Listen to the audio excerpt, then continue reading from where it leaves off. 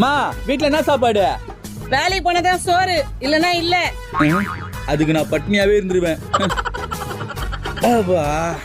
வாய் நம்ம இந்த நான் எத்தனை வரான் இவன்?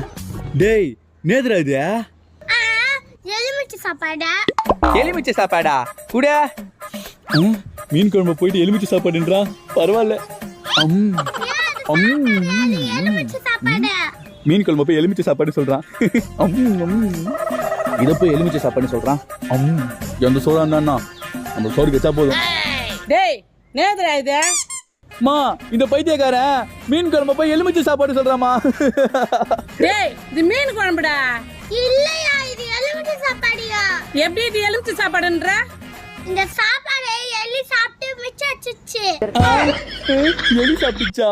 அதுதான் எலுமிச்சை சாப்பாடு சொன்னேன். எலி மிச்சம் வச்ச சாப்பாடா?